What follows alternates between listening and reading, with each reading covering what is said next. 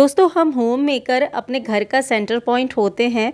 ऐसे में हमारी पूरी जिम्मेदारी बनती है कि हमारे साथ साथ घर के बाकी मेंबर्स की लाइफ भी आसान हो, घर में रहने में उनको पूरी तरीके से सुविधा का अनुभव हो, घर पूरी तरीके से व्यवस्थित, नीटो क्लीन और घर की रखी हुई चीज़ें इस तरीके होनी चाहिए कि कोई भी उनको आसानी से खोज सके। कहने का मतलब है, अगर कायदे में कोई चीज़ रहती है तो वो बहुत आसान कर देती है हमारी डेली लाइफ को। तो आज आपके साथ में शेयर करने जा रही हूँ 15 ऐसे हैक्स जो हमारे डेली के कामों को आसान करने में बहुत हेल्प करेंगे। मेरे पास 10 साल से भी ज़्यादा पुरानी एक ये आयरन है जो कि बहुत अच्छे से काम करती है आज भी, लेकिन अभी कुछ टाइम पहले ये गिर गई थी जिसकी वजह से ये टूट गई है। इसके वायर वगैरह भी ख़राब हो गए हैं। तो इसके लिए सबसे पहला पॉइंट तो ये कहूँगी आप सबके साथ में कि घर के मेल मेंबर की ही रिस्पॉन्सिबिलिटी नहीं होती है कि वो सारे काम खुद करें। हमें भी ये इनिशिएटिव लेना चाहिए कि घर के जो छोटे मोटे काम हम खुद कर सकते हैं या जो हमने आज तक नहीं किए हैं उनको एक बार ट्राई ज़रूर करें। जब तक हम करेंगे नहीं तब तक हम सीखेंगे कैसे। तो ये इस तरह के काम छोटे मोटे मैं खुद ही कराने की कोशिश करती हूँ और आज मैं इसको लेकर के जाऊँगी जिसके लिए मैंने निकाला है। दूसरा पॉइंट ये शेयर करूँगी कि अभी देखिए, इस तरीके से हम आयरन को रख देते हैं तो इसके तार उलझ जाते हैं और वो ठीक नहीं लगता देखने में। एक बार कई बारी उलझ जाते हैं तो उसके लिए देखिए मैं क्या करती हूँ, मेरे माइक का इस तरीके का ये एक वायर है, इससे मैं अच्छे से लपेट देती हूँ जिससे कि ये अपनी जगह तरीके से रखे रहते हैं, उलझती नहीं है और आयरन भी ठीक रहती है, कॉर्ड भी ख़राब नहीं होती है और देखने में भी अच्छा लगता है। अगर आप इसको ट्राई करें तो कोई भी डोरी से, रस्सी से बांध सकते हैं। अदरवाइज़ एक बहुत अच्छा तरीका है, ये है वेलक्रो टेप। वेलक्रो टेप को 2 पोर्शन में होता है इस तरीके से। इनको इस तरीके से रखें और एक के ऊपर एक रखें। जितना पोर्शन आपको चाहिए उतना सिल लें इसके बीच में और उसके बाद में इसको हम आराम से लपेट देंगे। ऐसे लपेटने से वेलक्रो टेप जो है वो आपकी वायर के अंदर ही रहेगा और जब आपको ज़रूरत पड़े खोल करके इसी वायर के अंदर लपेट दें। आपकी आयरन के या कोई भी ऐसी वायर जो फैली रहती हैं वो कायदे में रहेंगी। घर में जहाँ पर छोटी छोटी जगह में ढेर सारी चीज़ों को ऑर्गेनाइज़ करना होता है, वहाँ पर इस तरह के छोटे छोटे ऑर्गेनाइज़र्स का यूज़ किया जा सकता है। साथ ही साथ इसमें अगर चीज़ों को सेग्रीगेटेड करके रखेंगे तो आपकी चीज़ें आसानी से और जल्दी मिल जाएंगी, किसी को भी इसमें असुविधा नहीं होगी। जैसे कि मैंने यहाँ पर एक मेरा ड्रेसिंग टेबल है, इसमें सारी ही चीज़ें इस तरीके से रखी हैं कि ये आसानी से मिल सके मुझे भी और घर के बाकी मेम्बर्स को भी। अब जैसे ये देखिए, मैंने इसको जो रबर बैंड का जो बॉक्स है, इसको इसमें इस तरीके से रखा है कि जितने भी कलरफुल मेरे रबर बैंड हैं वो एक ही कलर के या सिमिलर कलर के एक साथ रखे हैं जिससे कि मिलने में आसानी होगी। और जैसे लिपस्टिक है, आई मेकअप है, यहाँ पर मैंने अपने अरोमा डिफ्यूज़र के हैं, वो सब एक ही जगह रखे हैं। इसी तरीके से एक और आपके साथ शेयर कर रही हूँ, जैसे कि बेड साइड टेबल होते हैं ना, तो उसमें भी अगर हम इस तरह के छोटे छोटे से ऑर्गेनाइज़र्स का यूज़ करते हैं, चाहे आप प्लास्टिक के डब्बों का यूज़ करें, चाहे कार्डबोर्ड के डब्बों का, या फिर खुद बना करके ऑर्गेनाइज़र रखें, ऐसे चीज़ें ढूंढने में बहुत ही आसान रहता है। आप अंधेरे में भी ढूंढ सकते हैं इस तरीके से चीज़ों को। अब देखिए, मैंने यहाँ पर इस तरीके से ये जो डब्बे रखे हैं, इसमें एक में मेडिसिन रखी है, एक में अपने पेन और अपने स्पेक्स को रखती हूँ। साथ ही यहाँ पर देखिए रिमोट वगैरह जितनी भी चीज़ें हैं बहुत ही आसानी से एक्सेसिबल हैं। घर में पीतल के बर्तन अक्सर काले हो जाते हैं और अगर उनको हम समय समय पर साफ़ ना करें तो वो बहुत ख़राब दिखने लगते हैं। इसके लिए एक टाइम शेड्यूल ना बना करके आप जब भी अपने घर में डेली बर्तन जो क्लीनिंग का टाइम होता है, यूटेंसिल तो हम हमेशा 3 टाइम साफ़ करते ही हैं, उसी टाइम पर अगर हम अपने ये छोटे छोटे से डेकोर पीस भी क्लीन करते रहें तो एक तो भारी नहीं पड़ेंगे, अलग से साफ़ नहीं करना है और उसको भी बहुत कम मेहनत में साफ़ करने का तरीका ये है कि पीताम्बरी पाउडर को बस हमें क्या करना होता है, ब्रास की जो भी यूटेंसिल होते हैं उनके ऊपर पानी की हेल्प से इस तरीके से हल्का सा फैला देना होता है और 10 मिनट के लिए अगर हम छोड़ देंगे तो 10 मिनट के बाद में जब हम इसको हल्का सा स्क्रब करेंगे ना, बहुत ही आसानी से साफ़ हो जाता है। लेकिन हाँ, एक चीज़ और बताऊंगी कि पोंछने के बाद में ही अगर इसका यूज़ करें तो इसके ऊपर जो वाटर ड्रॉपलेट होते हैं ना, उसके स्टेन नहीं पड़ते हैं और भी ब्रास की आइटम है वो काफ़ी दिनों तक चमचमाता रहता है।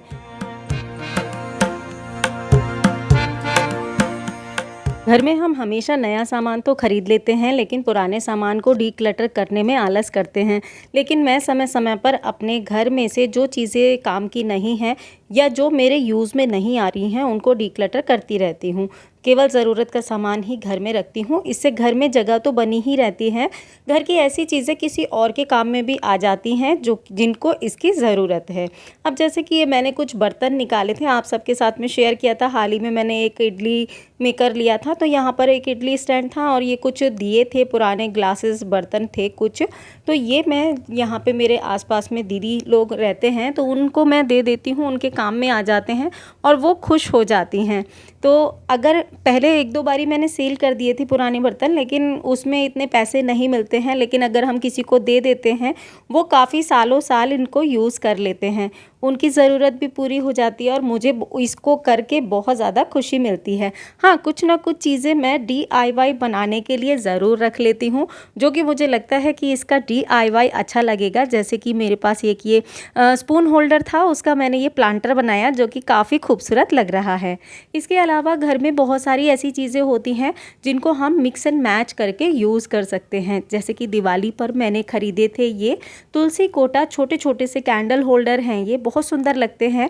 और इसके साथ ही साथ मैंने ना एक लैंप खरीदे थे ऑयल बर्नर वाले, जिसके अंदर रुई की बत्ती लगा करके हम जलाते थे। तो वो ना मिट्टी वाले थे, तो वो तो टूट गए थे। उसकी ये जो चिमनी थी, मेरे पास ये रखी हुई थी, तो मैंने क्या किया, इस चिमनी को इसके ऊपर रख देती हूँ और कैंडल जला देती हूँ। कैंडल जलाने पर कैंडल बंद भी नहीं होती, और अगर कैंडल नहीं भी जला रही हूँ ना, तो ऐसे भी बहुत सुंदर लगती है। दोस्तों, आजकल के महंगाई भरे दौर में हम हर बार अपने पसंद की चीज़ें नहीं ले सकते, लेकिन हम इतना कर सकते हैं कि जो भी चीज़ें हमारे घर में हैं, उनको तो हम सुंदर बना करके रख सकते हैं, है ना। तो उसके लिए मैं भी एफ़र्ट्स करती रहती हूँ, जो मुझे अच्छे लगते हैं तो मैं कर लेती हूँ।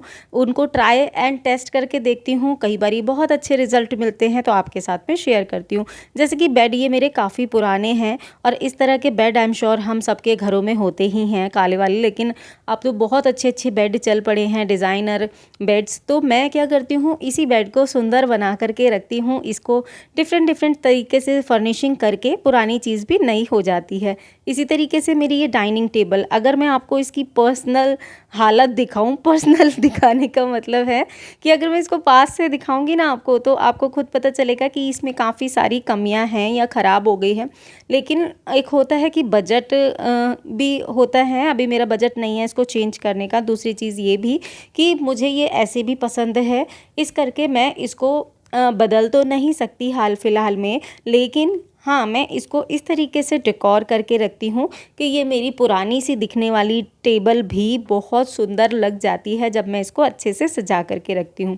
अब देखिए, अगर सिंपल सा तरीका है कि कोई भी डाइनिंग टेबल को थोड़ा सा अच्छे से स्टाइल कर देंगे तो वो अच्छी ही लगेगी, लेकिन साथ ही साथ वो फंक्शनल भी होनी चाहिए। तो मेरा डेकोर हमेशा ऐसा रहता है कि मैं उसको स्टाइलिश के साथ साथ फंक्शनल भी रखती हूँ। इसके लिए देखिए, मेरी पुरानी जो चेयर हैं, ये इसकी गद्दियाँ जो है ना वो ख़राब हो रही हैं, गद्दियाँ निकल जाती हैं बिल्कुल अलग। तो इसको मैंने ठीक से फिक्स कर देती हूँ और उसके बाद में इसको कवर चढ़ा देती हूँ। तो इसका जो ब्लैकिश कलर है वो भी नहीं दिखता है और इसकी गद्दियाँ भी छुप जाती हैं। इससे मेरी देखिए चेयर भी बिल्कुल नई हो गई। टेबल के ऊपर कवर डाल दिया तो टेबल भी बिल्कुल नई होगी। थोड़े से डेकोर पीसेस से कवर कर दिया इसको, तो और भी ज़्यादा खूबसूरत लग रही है। साथ ही साथ कोई भी पुराने प्लेसमेट, ये मेरे बहुत पुराने प्लेसमेट हैं, लगभग 8-9 साल हो गए हैं इनको मैं कभी यूज़ कर लेती हूँ, कभी रख लेती हूँ। 4 ही बचे हैं, लेकिन हाँ, रखने पर बहुत सुंदर लगते हैं। तो कहने का मतलब है कि अगर हम इस तरीके से चीज़ों को शफ़ल कर करके यूज़ करेंगे या फिर पुरानी चीज़ों में थोड़ी सी ट्रिक लगाएंगे, तो हमारी पुरानी चीज़ें ही बिल्कुल नया लुक देने लगती हैं। और अब बताइए, कौन कहेगा कि मुझे नई डाइनिंग टेबल ख़रीदने की ज़रूरत है। थोड़ा सा जुगाड़ लगाया और पुरानी चीज़ भी नई लग जाती है।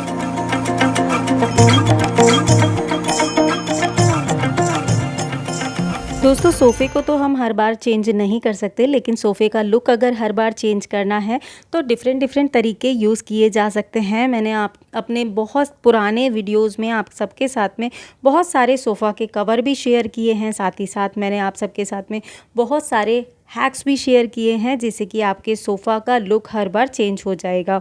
तो वो ज़रूर ट्राई करते रहें, उससे क्या होता है ना कि बिल्कुल नया लुक आ जाता है।